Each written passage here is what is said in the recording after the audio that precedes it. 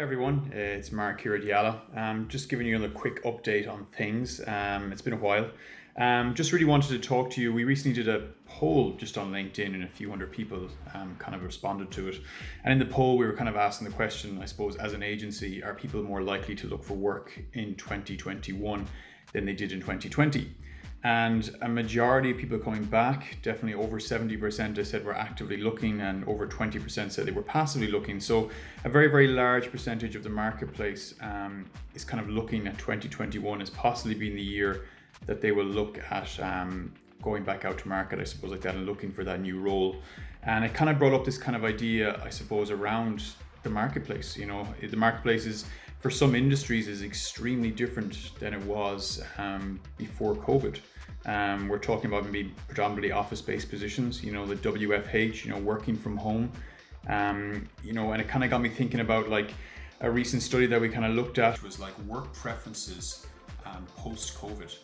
And this was done by PwC in the US in a work study, and I'll send on the information, will be in the link below. And it was very, very interesting because they asked employers and employees how they felt about going back to work post-COVID and what the arrangement would be, you know, and they gave a list of, I suppose, the days of the week. So it was a very, very simple question they asked, you know, Monday to Friday, how many days a week do you think you'll be at home? And what came back was very interesting because there was a very striking difference between what the employers were thinking and what the employees were thinking.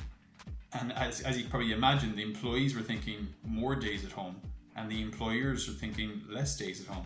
So this is very, very interesting because what may end up happening post-COVID is that we fall back on old habits. Or is there enough data there within companies now to justify the, is a proof in the pudding, you know? Is there enough evidence there to suggest that, you know, there is enough productivity going on at home? We are, you know, reducing our I suppose, our capital footprint in the sense that we can reduce office size and save money.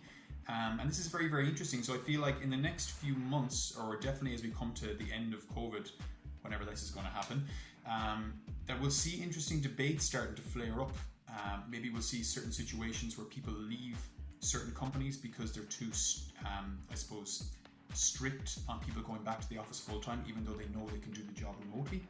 And this is something that'll be very interesting. I think it's going to really affect a company's ability to retain staff, but also bring in new talent. And the flexibility needs to be there. Specifically now I'm talking about roles where it can be there. Obviously there are certain positions where you need to be on site, but I'm talking about office-based roles that really don't require someone to be in the office full time.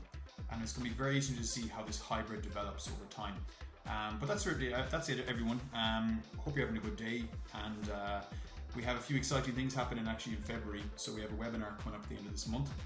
So I'll be talking to you more about that in the coming weeks. And that's really it. If you have any questions or queries, please drop a comment below, and I'll talk to you all soon.